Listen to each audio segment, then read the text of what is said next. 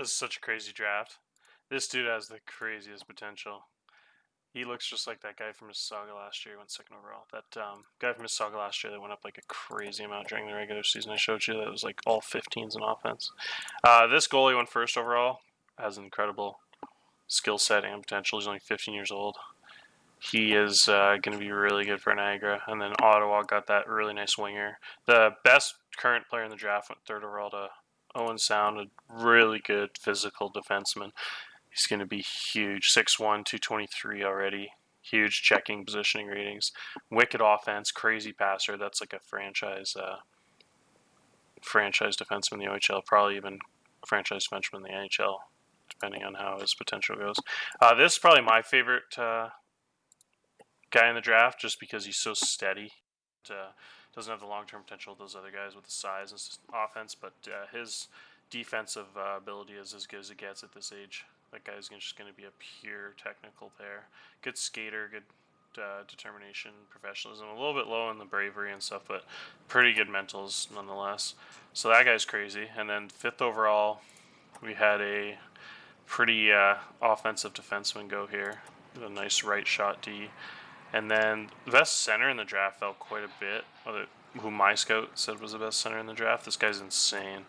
He almost fell to my pick. I was only 3 or 4 picks away from getting him, which would have been nuts. This is one of the best offensive players I've ever seen in the draft, and defensive in his 14 speed. So that guy probably could have gone first overall. So it was pretty mind-boggling he fell that far. Again, that could just be my scout. His potential is a little bit lower than the other guys. Even my scout says only 4.5, but it doesn't matter if he's that good. He's literally already like pretty close to being an NHL caliber offensive player. So that guy is going to be an absolute weapon. And to make matters even worse, he went to Kitchener, and Kitchener has the best player in the league. So they have now these two centers on the same team. That Unger guy, if he doesn't make the NHL, I think he was just the first pick in the NHL draft, or second. So he's going to be teamed with that guy next year potentially. So that'll be pretty crazy. So I got to my pick here, and I have some insane talent left on the board for the late first round. Probably some of the best late first round pick selections I've ever had to choose from. Probably about 3 or 4 guys that are just really, really nice. So we have probably going to have to go with this guy. So this guy has the highest potential in the draft, my scout says. He's 6'1", 162. Oh, no, sorry, this is a different guy. This guy has 12 speed, which is nasty, at 6'2". So he's going to be like 6'4", like 200 pounds. With like 14 speed potentially. Doesn't have any other super standout areas, but he's very steady. He is a really, really good offensive player with a big shot, really good puck handling. He isn't quite as strong and steady, but he's only 160 pounds and he only has 6 fighting and 7 hitting and 7 strength, but that's not that bad for that age. He'll grow into that, but he won't be like that 13, 14 strength guy, but he should be able to handle himself, and he's going to be big.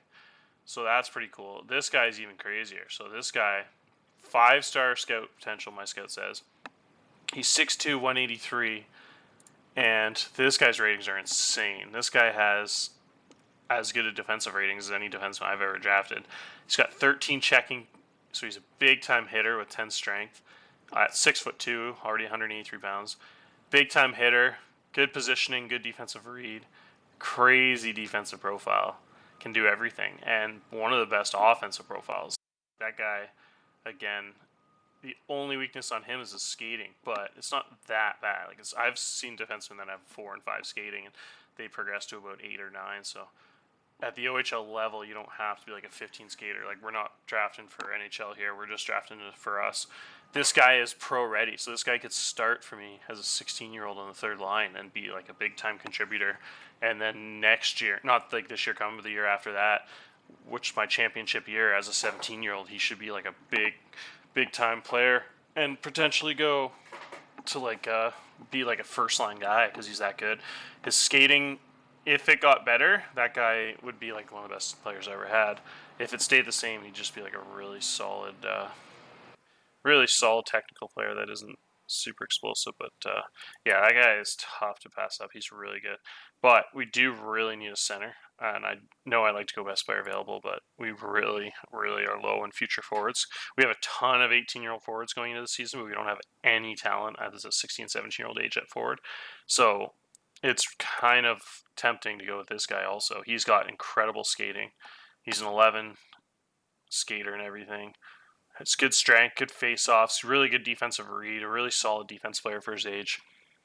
Like when we drafted Peterson in the first round as a center at this point, late first round, Peterson only had 8 defensive read and 8 or 7 positioning. But this guy is 9-11, so it just shows you how good of a defense player this guy is. And Peterson, after 2 years, is already up to 12 and 12 in positioning and defensive read. So this guy could be like a 15 defensive read type guy who's a shutdown center, but also has an incredible 15 shooting accuracy. So big time shot, really well rounded in everything. One of the most consistent players I've seen. He'd be an amazing first line center. That would probably be like 5'11", 6 foot, like 200 pounds. Probably be like a 100-point guy because big time shot, big time offensive read, really good two-way center, really good skater, has all the mentals you look for, has awesome determination. He'd be like green in every skill pretty much. Leadership should be 9 or 10. So this is a guy that you don't like to pass on. When a guy you have a pretty good feeling that's going to be the 80 to 100-point guy for 2 or 3 years. He'd be my first line center like 100% after we lose all those 18-year-olds. So it's tough that has that kind of offense. But I think you got to kind of like think about how good that defenseman is at the same time. This defenseman should be able to impact my team a little bit more the first 2 years. That center will be really good at 18, 19. This guy is going to be really good at 16, 17, just based off his skill set. He's already, now that I think about it, probably better than my guys going into their 18-year-old year at lefty. They look about the same, because if you compare him to like who would probably be starting for me, my starters are probably going to be Kakic's away, and then Bailey's going to be the stud 19-year-old, and then my third guy is going to be a fight between Ethel, who, if you look at him, that guy in the first round I just showed you, the 6'2", 180 guy, is probably better than this guy defensively already, and that's before progression, which as a 16-year-old they have a big time progression. And then Grabowski would be the other competitor. He'll be kind of in line fighting, and again, he's an offensive guy, but not great defensively. And then Wolf is a guy drafted in the second round this year, and this guy's really nice. He progressed a lot in some sweet categories. He's not quite an offensive player, but he should be a steady defensive player. Although it's not, 8 and 9 are the 2 most important defense categories, but he can bring a lot to the table in the other stuff. He's good stick checker and shot blocking, so hopefully he has big progression positioning wise.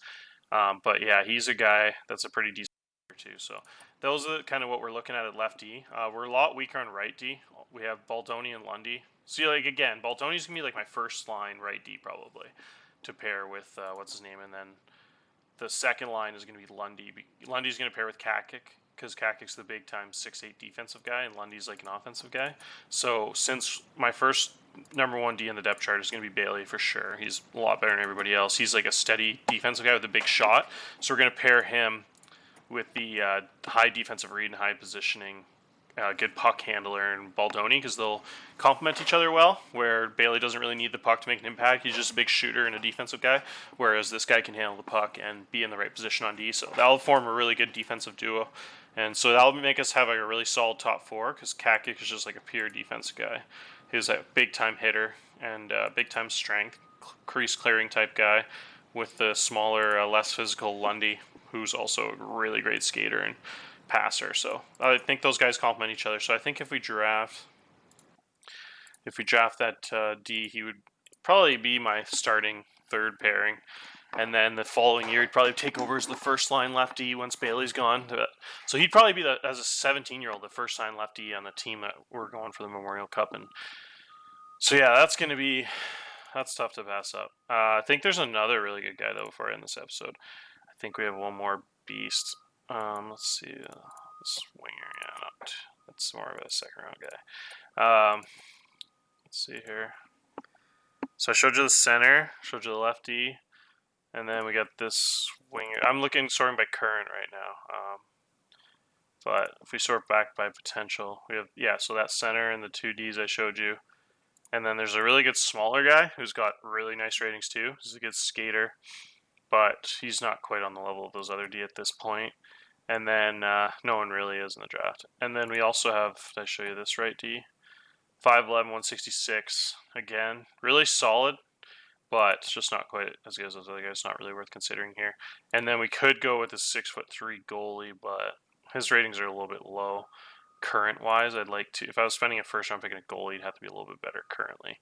And then there's another center here, but once you start getting down to these 3.5 star guys, you get a big drop off. So the only really guys worth considering are those 2Ds, I think, in the center.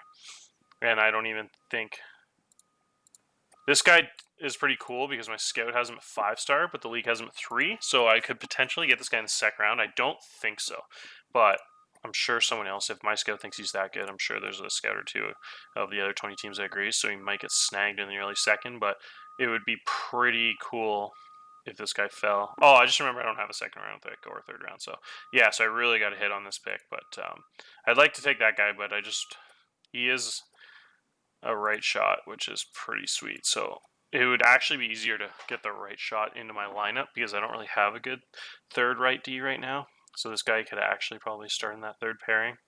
So yeah, it's really tough to choose between these guys. They're both 5-star potential. I think just the fact that other guy's better, but this guy is the difference though is like that guy has 8 speed, this guy's 12, which is pretty significant difference. That's a huge difference because like 6 agility to this guy's 9 and 8 speed to 12. Like this guy is just on another level skating, so that's why I guess his potential is my scale is at 5. And he's not, like I said, he's not quite the offense defense player, but it's not like he's super far off. Just like plus 1 or 2 and that stuff would catch up to the other guy, and then I don't think that other guy will ever reach the skating of this guy. This guy could be like 15 speed, so yeah, I don't know. I'll really have to think about that one. I'm very torn. I think I'm probably leaning towards this guy just because he's so good. It's just that skating is a little bit worrisome. That's such insane ratings, though. So physical at 16 years old. Come in 6'2", 183, and just crush kids right off the bat. That guy would just, bust heads for 4 straight years. And friggin' have like 16 puck offensive read by the time he's older. Yeah, so that guy's just too good.